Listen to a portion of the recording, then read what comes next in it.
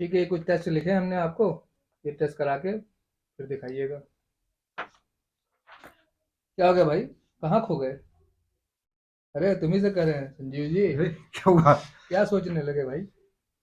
सोच में ये रहा था, few days back in fact I met with one allopathic doctor. He is MD medicine doctor. ऐसे कोई डिस्कशन चला तो मैंने बोला कि डॉक्टर साहब, do you believe in homeopathy? तो बोले, I don't believe in magic. मैंने कहा, what do mean by magic? बोले, मैजिक होता है। मैंने कहा, नहीं होता। तो बोले, ऐसे होम्योपैथी नहीं होती। तो मैंने कहा, मैंने ये सोचा, उनसे बोला, मैंने कहा, डॉक्टर साहब अगर आप इजाजत दे तो एक बात बोलूं मैं आपसे? बोले, बोलिए। मैंने कहा, if you don't have knowledge of any pathy then you can not blame it. आप ये बोलो कि हाँ मुझे उसके बारे में नहीं मालूम है, बट आप ब्लेम नहीं कर सकते हो कि होम्योपैथी होती ही नहीं है। तो वही सोच रहा था कि मैं आपको मिलवाऊं कभी उनसे। देखिए, ये तो एक आपने सही कहा, बहुत से डॉक्टर्स ऐसा कहते हैं एलोपैथी वाले। मेरे पास भी पेशेंट्स आते हैं, कुछ कहते हैं कि एक डॉक्टर ने कहा, हम्म, बहुत ही रिनाउंड डॉक्टर हैं, हम्म। और उन्होंने कहा homeopath are criminal. Homeopaths are criminals. Criminals. Okay. जहाँ आप बीमारियों को ठीक नहीं कर पा रहे हो, आप सिर्फ मैनेजमेंट से जिंदा रख रख रहे हो पेशेंट को, चाहे वो कोई बीमारी हो। जिस हम पेशेंट की बात कर रहे हैं, उसके बच्चे को सीजर आ रहा था, और डेली 4-5 आ रहा था, वो एलोपैथी मेडिसिन खाने के बाद भी 4-5 बार सीजर आ जा रहे थे। ओके। जब मेरे पास वो आया बंदा, अपने बच्चे को लेके, 6 महीने की बच्ची थी, 15 दिन में एक बार सीजर आया। आपके पास आने से पहले ही वाज 5 से, under the treatment of allopathic doctor? हाँ, ओके। तो तब भी उसको सीजर आ रहे थे 4 से 5 बार 4 से 5 बार महीने में? डेली। डेली 4-5 बार? हाँ, ओके। खाने के बाद भी हम्म, आ जा रहे थे। पहले 15-20 आ रहे थे, हम्म, तो उन्होंने कहा था धीरे धीरे कम हो जाएगा। ओके। मेरे यहाँ आए तो मेरे यहाँ मेडिसिन खाने के बाद उनको सिर्फ एक सीजर आया 15 दिन में। 15 दिन में एक आया, एक जिसको आया। कि डेली 4-5 आ रहे थे। हाँ, आपकी मेडिसिन शुरू होने के बाद में 15 दिन में एक सीजर आया? हाँ। फिर भी चूंकि ट्रीटमेंट पहले से वो वहाँ ले रहे थे, हम्म, तो वो अपना रूटीन चेकअप में हम्म, डॉक्टर के यहाँ पहुँचे। वही वो जिनको ठीक है, जिनको हमारे यहाँ आए तो उनको, ठीक है। माँ बाप होते हैं, उनको शुरू में समझ में नहीं आता क्या हो रहा है, क्या करना चाहिए। करेक्ट। तो वो वहाँ पहुँच के उन्होंने दिखाया, तो उन्होंने फिर दवाइयाँ वही लिख दी, और कहा अभी 2-3 महीने और खिलाइए, फिर दिखाइएगा। ठीक है। तो उन्होंने उनसे बोला कि सर एक चीज़ हमने और करी मैम, हम बच्चे को होम्योपैथिक दवाइयाँ दे रहे हैं, तो हम्म, 15 डेज से इसको एक बार सीजर आया, तब से सीजर नहीं आया। तो उन्होंने उसकी फाइल फेंक दी और बोला होम्योपैथ आर क्रिमिनल्स। तो जहां आप कह रहे हैं कि पूरी जिंदगी बच्चे को दवा खानी है, या 5 साल 7 साल दवा खानी है, उसके बाद भी सर्टेनिटी नहीं है कि सीजर आएगा कि नहीं आएगा, फिट्स पड़ेंगे कि नहीं पड़ेंगे, और अगर होम्योपैथी मेडिसिन खा के उसके फिट्स बंद हो गए, तब भी आप कह रहे हो होम्योपैथ आर क्रिमिनल। तो इसका मतलब आपको उस पैथी के बारे में कुछ पता नहीं है, हाँ, वरना आप ऐसी बात यही नहीं मैं करते। सोच रहा था। हाँ, कि जब भाई 250 साल पहले डॉक्टर हेनीमन ने डिस्कवर किया होम्योपैथी, और गवर्नमेंट ने रिकॉग्नाइज किया उसे, चाहे वो आयुर्वेद हो, यूनानी हो, होम्योपैथी हो, है ना, एलोपैथी हो। एलोपैथी हो, सबको रिकॉग्निशन मिला इवन ना। Even doctor Hahnemann was also home MBBS doctor. हाँ, ही वाज ये the MBBS allopathic doctor, doctor. He allopathic was the doctor. MBBS doctor. हाँ, तो अगर किसी पैथी को, जैसे इलेक्ट्रो होम्योपैथी को रिकॉग्नाइज नहीं किया गवर्नमेंट ने, हम्म, है ना, कि माना कि ये फेक चीजें हैं, तो उसको मान्यता नहीं दी। ठीक है। लेकिन अगर 300 साल से कोई पैथी चल रही है, लोग आ रहे हैं, दिखा रहे हैं, ठीक हो रहे हैं, और मैं तो कहता हूँ कि मेरे पास भी एटलीस्ट लखनऊ आसपास के शहरों से कई सारे रिनाउंडेड डॉक्टर्स आते हैं, एमबीबीएस, एमडी, एमएस, एमसीएच, जो अपने बच्चों की दवाएं लेते हैं। तो कुछ, renowned doctor of allopathy, they are in your contact हाँ जी, for homeopathic for medicine? Homeopathy treatment. मैं किसी का नाम नहीं लूंगा, बहुत बड़े बड़े मैं डॉक्टर्स हैं। नाम उनका भी नहीं लेना चाहता हूँ जिन एमडी मेडिसिन ठीक है, डॉक्टर ने किसी ने मुझसे कुछ ये कहा, बात कही। हाँ। लेकिन अगर आप ये वीडियो देखेंगे तो बॉस आप इसकी डेप्थ तक जाइएगा कि आप ऐसे ब्लेम आपने किया है कि होम्योपैथी जो है। भाई कोई भी पैथी हो, देखिए हाँ, कोई भी संजीव जी, पैथी, करेक्ट, किसी को है ना, ब्लेम नहीं करना चाहिए। आप नहीं ब्लेम करने वाली चीज़ समझ में आता है कि आप, कल से हमने होम्योपैथी शुरू करी है, तो आप कह सकते हैं कि जो चीज़ थी नहीं, हम नहीं लिया है, कि कोई नई चीज, नई पैथी लिया है, तब आप तो ब्लेम कर सकते हैं कि हो सकता है फर्जी हो। बट आपकी तो 250-300 साल पुरानी है। भाई 300 साल से अगर काम चल रहा है, हम्म, लोग क्योर हो रहे हैं, फिर आप ये नहीं कह सकते कि ये प्लेसिबो थेरेपी है, या ये फॉल्स थेरेपी हाँ, है। बहुत से डॉक्टर्स ये भी बोलते हैं प्लेसिबो होम्योपैथी इज हाँ, प्लेसिबो थेरेपी। मीठी गोलियां मीठी देते गोली हैं। देके चूतिया बनाते हैं। हाँ, ऐसे ही बोलते हैं ना। तो ये तो आप नहीं कह सकते। आप उसको जाने। हाँ, समझें, हाँ, परखें। हमारे अपने जो चाचा जी हैं, वो एमबीबीएस एमडी पीडिया हैं। ओके। शुरू में जब उन्होंने किया, मुझसे 2 साल सीनियर हैं। और तो बोले आप भतीजे एलोपैथी भी किया करो ना कुछ। अच्छा, मिक्स करिए आप, हाँ, होम्योपैथी और एलोपैथी आप मिक्स मिक्स करिए। करिए। ओके। तो मैंने कहा यार ऐसे मत कहा करिए आप, मेरा खून जल जाता है। मैंने कहा आप पहले समझिए होम्योपैथी को, क्या है होम्योपैथी, क्या आप लोग वाकई क्योर करते हैं, तब आप इस बारे में हमसे बात करें। तो बोले हम क्या होम्योपैथी सिखा दो फिर। तो हमने कहा वो संभव है कि आप अच्छी चीज़ सीखें, उसमें कोई बुराई नहीं है। हमारे यहाँ जितने भी रिनाउंड डॉक्टर्स हुए हैं, ज़्यादातर एमबीबीएस थे। MBBS, MD, MS. वो आज जो है बड़े डॉक्टर्स हैं, डॉक्टर केंट हो गए, चाहे डॉक्टर हेनीमैन हो गए, किसी का भी नाम लेंगे आप अच्छे डॉक्टरों में। कुछ डॉक्टर्स के नाम बताइए, जैसे डॉक्टर एनीमैन एमबीबीएस थे। हाँ, डॉक्टर इसके केंट भी अलावा थे, और डॉक्टर कौन? फेरिंगटन भी थे, जितने पुराने डॉक्टर्स हैं ये सब कन्वर्टेड हैं। एलोपैथिक एलोपैथी डॉक्टर से कन्वर्ट होकर होम्योपैथी होम्योपैथी में में आए। है। कि पता चला उनके घर में डॉक्टर टाइलर ही थे, जैसे उनके यहाँ कोई मरने लग गया, अब वो ट्रीटमेंट ले रहे थे, एलोपैथी में कर रहे थे, नहीं ठीक हुआ, तो उन्होंने होम्योपैथी ट्राई किया, ठीक हो गए। ठीक हो गए, मरता हुआ आदमी ठीक हो गया, तो वो कन्वर्ट हो गए फिर। तो बहुत से आज भी कन्वर्टेड हैं। डॉक्टर आदिल चिंतन वाला है, कासिम चिंतन वाला है, मुंबई में, पुणे में है शायद, और वो कन्वर्टेड है, एमबीबीएस एमडी है, कार्डियोलॉजिस्ट थे उनके आदिल चिंतन वाला जी, और पूरी तरह कन्वर्ट होकर होम्योपैथी प्रैक्टिस करते हैं। तो अगर प्लेसिबो होती, फास्ट थेरेपी होती, कुछ नहीं होता, तो वो कन्वर्ट क्यों होते, क्यों क्या कहते हैं एलोपैथी प्रैक्टिस छोड़ के यहाँ पर आए। इसका मतलब है कि एलो कायदे से तो हम अगर हमें ब्लेम करना चाहिए कि वो मैनेजमेंट करते हैं केवल, और कुछ क्योर नहीं करते हैं। कहा गया एलोपैथी में prevention better than cure. Kidney fail हो गई है, दवा खाते रहिए, चलते रहिए, कुछ दिनों बाद ट्रांसप्लांट कराइए, नहीं कराएंगे तो मर जाएंगे, और हम उसको क्योर कर रहे हैं। और एक और मिथ जुड़ा है इसमें सबसे बुरा बड़ा बेकार, कि होम्योपैथी धीरे धीरे असर करती है। ये भी बहुत, मतलब सबसे बड़ा मिथ, सबसे बड़ा झूठ यही है कि अच्छा, होम्योपैथी धीरे धीरे असर करती है। फास्ट भी करती है। फास्टेस्ट है। डॉक्टर एनिमल ने लिखा cure is rapid, first word उन्होंने यूज किया रैपिड, फिर कहा जेंटल, फिर कहा परमानेंट रेस्टोरेशन ऑफ हेल्थ। तो जो डॉक्टर एनिमल ने लिखा ही है रैपिड है, वो स्लो कैसे हो सकता है। अब आपको अस्थमा हुआ है, आप पूरी जिंदगी दवा खा रहे हैं, केवल मैनेजमेंट के सहारे जिंदा चल रहे हैं, तो अच्छा है, या आप 1 साल में खा के ठीक हो गए तो अच्छा है। ठीक है। तो हम रैपिड हुए ना, हम क्योर या कर रहे लाइफ हैं। टाइम खाते रहिए आप। ये लाइफ टाइम खाते रहिए। वो इनहेलर लेते हैं, लाइफ हाँ, टाइम लेते हैं। और हम तो ये कहते हैं आपको, अगर जो क्रॉनिक अस्थमा की ही बात कर लेंगे, छोटे सी बीमारी की, कि अस्थमा ही आपको हुआ है, और अगर आप फर्स्ट स्टेज में, फर्स्ट आपको सिम्टम शुरू हुए, कुछ भी हुआ, आप होम्योपैथी में पहुंच गए, तो आप इमिडिएटली क्योर हो जाएंगे। हाँ, आप सालों एलोपैथी ट्रीटमेंट लेकर आए हैं, अपना केस बिगाड़ चुके हैं, मैनेज करते करते जब मैनेजेबल नहीं रह गया था होम्योपैथी में, तो वो नहीं कहते कि एक ही दिन में ठीक हो जाएगा, क्रोनिक हो गया वो। क्रॉनिक हो गया। अब आप शुरू में आ जाते हैं होम्योपैथी में, आपको थायराइड हुआ, आप शुरू होम्योपैथी में आ जाइए, तो आपका 2 महीने में गायब हो जाएगा, ठीक हो जाएंगे आप एकदम। लेकिन आप दसियों साल हवा दवा खा के आते हैं होम्योपैथी में, फिर कहें आपका थायराइड भी, हमने कहा भाई 1 से 1.5 साल लगेगा, तो आदमी लगता है ज़्यादा है। अरे जीवन भर दवा खा रहे थे आप, उससे तो और अच्छा है। उससे तो अच्छा है, और मैनेज भी हो जाता है तुरंत ही। ऐसा भी नहीं कहेंगे कि मैनेज नहीं होता है, कि टीएसएच लेवल बढ़ा ही रहता है। और अस्थमा में मैंने एक जी आर्टिकल पढ़ा था, बड़ा अच्छा आर्टिकल था, मुझे वो जर्नल नहीं याद है, उस जर्नल में लिखा हुआ था, मेडिकल जर्नल था, कि जितने लोग अस्थमा से दवाएं खा के अस्थमा की एलोपैथी मरते हैं, अच्छा। जितने दिनों में, उतने ही दिनों में बिना दवा खाए भी आदमी उतने ही लोग मरते हैं। अच्छा, मतलब आप एलोपैथिक दवाई कराइए अस्थमा के पेशेंट्स के हाँ लिए, जी। तब भी उतनी डेथ होगी, और अगर नहीं भी कराएंगे तब भी उतनी होगी। अगर 100 लोग खा रहे थे हाँ। और अपना अस्थमा मैनेज कर रहे थे, हाँ। अगर वो 30 साल में मरे, तो जिनको अस्थमा था, जो एलोपैथी नहीं खा रहे थे, वो भी 30 साल में ही मरे।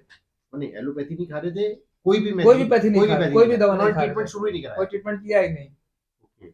मतलब आप ट्रीटमेंट कराओगे तब भी आपका लाइफ स्पेन इतना है, हाँ, नहीं कराओगे तब तब भी भी लाइफ लाइफ स्पेन स्पेन इतना इतना है, है। तो फिर फायदा क्या हुआ ट्रीटमेंट करने का? It is a wastage of money. हाँ, वेस्टेज ऑफ मनी, केवल मैनेजमेंट हो रहा है कि भाई आपको कहते हैं जो स्पेल्स आ रहे थे, अस्थमा के अटैक्स आ रहे थे, वो आपके कम है, लेकिन क्या उसके उसके फाइब्रोसिस ठीक हो जाती है, क्या अस्थमा ठीक हो जाता है? नहीं, रेट मोर्टेलिटी मतलब उसकी जो है। सेम है।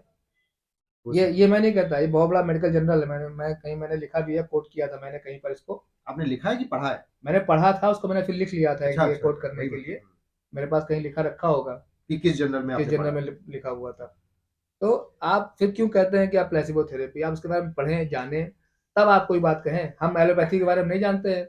हाँ, तो कह देते हैं कि भाई हमें नहीं पता। भाई हमारे पास आते हैं पेशेंट, कहते हैं कि डॉक्टर साहब ये दवा खा रहे हैं, क्या काम करते हैं? भाई हमने कहा हमें नहीं पता भाई, मैं होम्योपैथी का डॉक्टर हूँ, आप मुझसे आयुर्वेदिक या एलोपैथी पूछोगे तो मुझे नहीं पता है कि वो कौन सा कहाँ जाके काम करेगी, क्या काम करेगी, उसके बारे में मुझे आइडिया नहीं है।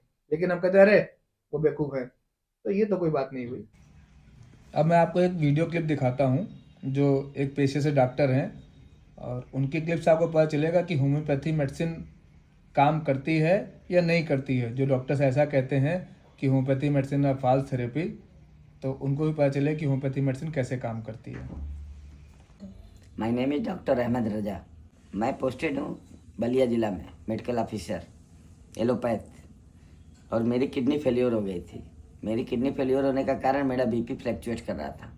मैं कुछ दवाएं एम्लोकाइन डेटी लेता था, कभी लिया कभी गायब कर दिया, कभी छोड़ दिया, नमक कम नहीं किया, इसलिए ये सब प्रॉब्लम होती थी। और किडनी मेरा एक पैदाइशी बाय बर्थ लेफ्ट वाला डाउन है, पूरा 100% काम नहीं करता है, और राइट किडनी पे ही मेरा काम बन जाता है। और डॉक्टर साहब का पता मुझे मिला, मैं गया था डॉक्टर बंका जी के पास, PGI return specialist gold medalist doctor Anand Banka, Gorakhpur में बैठते हैं, और वो नेप्रो एमडीडीएम है।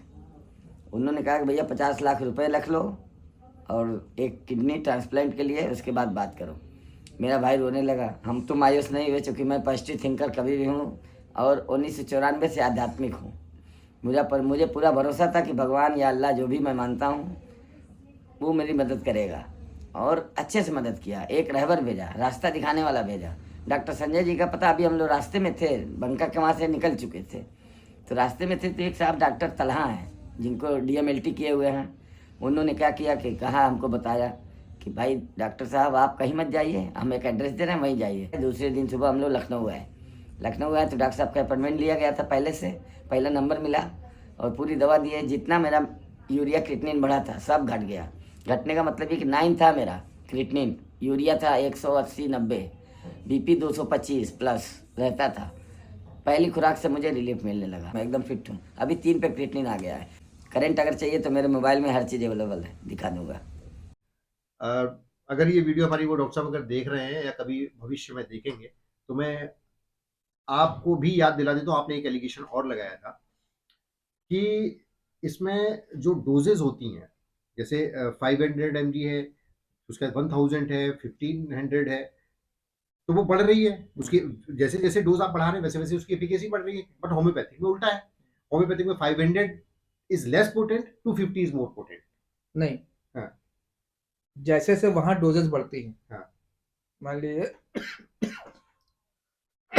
500 mg आप पहले ले रहे थे, मेटफॉर्मिन 500 mg ले रहे थे, ठीक है।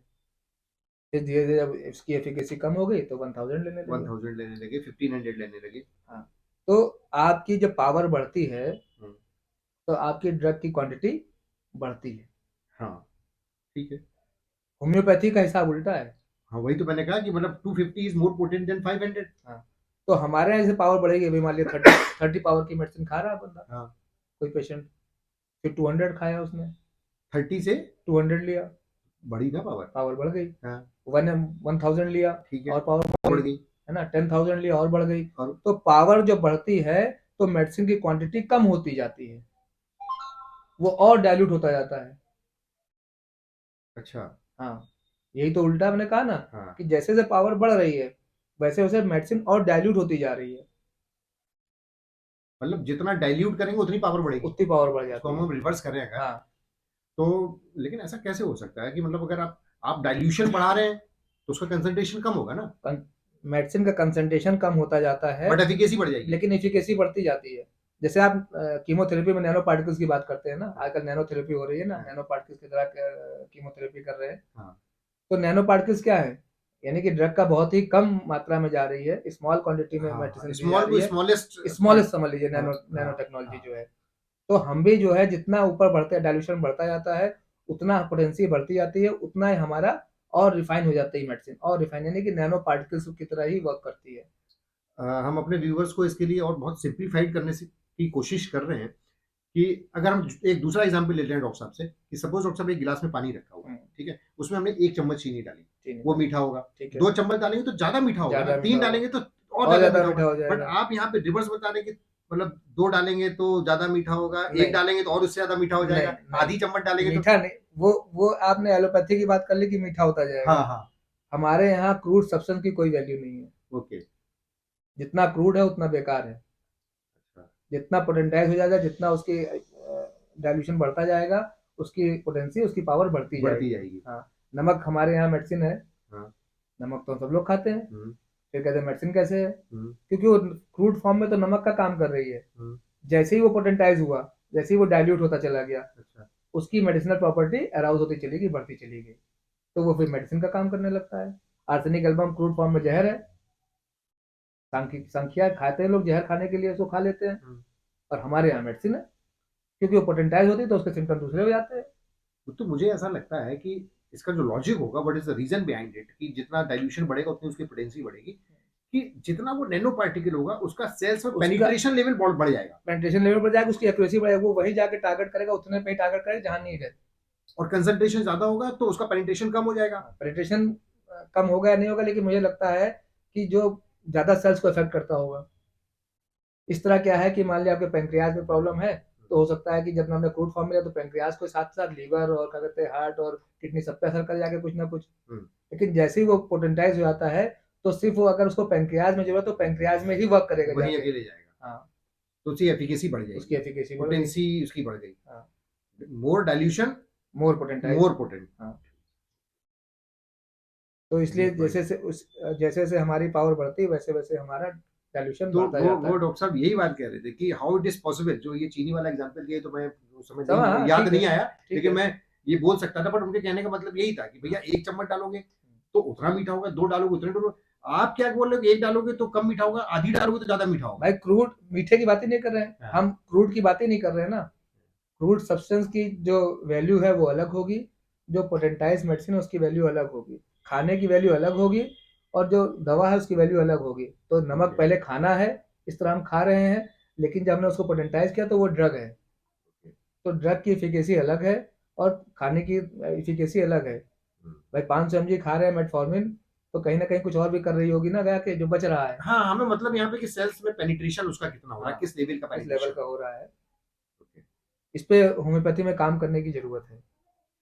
अभी आप थोड़ी देर पहले कहते ना फार्माकोडायनेमिक्स और फार्माकोकाइनेटिक्स, इस पे काम करने की जरूरत है होम्योपैथ्स को भी, और फार्मा कंपनियों को, होम्योपैथिक फार्मा कंपनियों को भी करना चाहिए इस पे काम, कि क्या करती है, जाके किस लेवल पे काम करती है, क्या चेंजेस, फिजियोलॉजिकल चेंजेस आ रहे हैं, क्या पैथोलॉजिकल चेंजेस आ रहे हैं बॉडी में, उस मेडिसिन को लेने के बाद जरूर करना चाहिए। हमारे यहाँ एलोपैथी में आप तो क्या होता है, हम कहते रहे ना, एलोपैथी में तो pharmacodynamics and pharmacokinetics is a big subject, हाँ है ना, और for each and every drug हाँ उसका बिल्कुल। मोड ऑफ एक्शन है, उसका मतलब सब कुछ है उसके बारे में। तो वही तो कह रहे हैं आपको, ये होम्योपैथी में काम करने की जरूरत है, तभी आप जो है प्रूव कर पाएंगे अपने आप को कि नहीं, हम सीना ठोक के कह सकते हैं कि नहीं ये करती है जाके।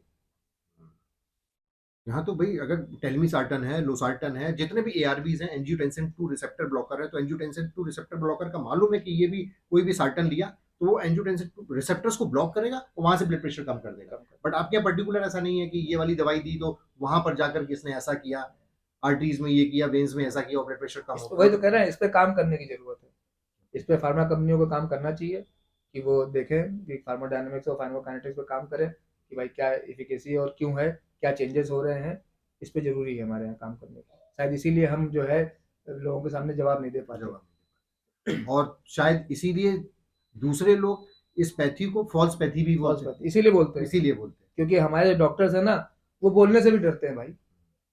वो एमबीबीएस एमडी डॉक्टर उनके सामने बैठ जाएगा तो उनकी कहते हैं आवाज ही नहीं निकलती है, वो अपनी बात कहने से डरते हैं, क्योंकि उसमें डरते कई चीजें हैं। डरते नहीं है डॉक्टर साहब, मुझे जहां तक लगता है कि ना ये है लेस कॉन्फिडेंस, वही मैं कहने जा रहा था कि डरते इसलिए है कि उनको नॉलेज नहीं है, कॉन्फिडेंस नहीं है अपनी पैथी, नॉलेज नहीं इसलिए कॉन्फिडेंस नहीं है। इसीलिए अगर नॉलेज होगी तो कॉन्फिडेंस अपने आप आ जाएगा, बिल्कुल। तो वो बात कर सकेंगे वहां पर जाकर के कि how you can say this is a false pathy, this is a मीठी गोली और ये बेवकूफ बनाने का वो है, ये है वो है, नहीं कह सकते। अभी आज हमारे पास अयोध्या से पेशेंट आया, गॉल ब्लैडर स्टोन का। हम्म। उसने कहा हमारे यहाँ जितने होम्योपैथी डॉक्टर है, उन्होंने कहा भाई कुछ नहीं होगा, सर्जरी करा लो जाके। होम्योपैथिक डॉक्टर्स ने होम्योपैथी कहा? डॉक्टर्स ने। ओके। फिर हमने आपका एलोपैथिक में भी यही है? हाँ, फिर हमने आपका वीडियो देखा, हम्म। फिर आपके यहाँ कॉल किया तो पता चला कि गॉल ब्लैडर स्टोन डिसॉल्व हो जाते हैं। तब मैं आपके यहाँ आया हूँ, क्योंकि मैं सर्जरी कराना नहीं चाह नहीं रहा था। चाहता। तो उनको पता ही नहीं है, नॉलेज नहीं है, तो मना कर देते सीधे कि भैया गॉल ब्लैडर स्टोन है, थायराइड हुआ है, भैया एलोपैथी खाओ। या थायराइड केस में क्या करते हैं, कहेंगे हमारी भी खा लो, एलोपैथी भी खाते रहो। भाई क्या फायदा है? अब हाइपोथायरिज्म हुआ आपको, आप थायरॉक्सिन अलग से ले ले रहे हो। भाई T3 कम था, थायरॉक्सिन कम बन रहा था थायराइड ग्लैंड से, तो आपने उसको गोली में दे दिया टैबलेट, थायरॉक्सिन बनने लग गया, तो TSH लेवल जो है हाइपोथायरमस से बनना कम हो गया, मेंटेन हो गया फीडबैक मैकेनिज्म से। और आप कह रहे हो उसको भी खाते रहो, मेरी दवा भी खाते रहो, तो भैया क्या फायदा होगा? वो तो थायरॉक्सिन वहां से ले ही रहा है, तो आपकी दवा लेने से फायदा क्या होगा? तो हम तो बंद कर देते हैं, हम कहते हैं थायरॉक्सिन बंद कर दीजिए, बॉडी को अपना काम करने दीजिए, मैं दवा दे रहा हूँ, बॉडी को एक्टिवेट करेगी, थायरॉक्सिन बनना शुरू हो जाएगा, तब आपका TSH नॉर्मल आएगा। तो लैक ऑफ नॉलेज है, लैक ऑफ कॉन्फिडेंस है, तो ऐसी बातें करते हैं। 80% लोग ऐसे ही है जो कहते हैं ऐसी बातें करते हैं, इसलिए हम लोग बदनाम होते हैं। होम्योपैथी इसीलिए पीछे है, और कोई कारण नहीं है। सब कॉन्फिडेंट हो जाएं, सब सोच लें कि नहीं हमें जो है अपनी पैथी को बढ़ाना है, आगे काम करना है। नहीं पढ़ा, नहीं कुछ किया, ऐसा नहीं कि MBA से जो करके आते हैं सब पढ़ के ही आते हैं। करेक्ट।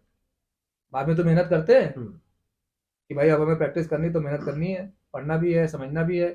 तो नहीं पढ़ा, कुछ किया, लेकिन आप आगे तो मेहनत करें। हम ऐसे बहुत से लोग जानते हैं जो शुरू में एलोपैथी प्रैक्टिस करते थे, होम्योपैथी, बीइंग होम्योपैथिक डॉक्टर, हाँ, लेकिन अब वो नहीं करते हैं।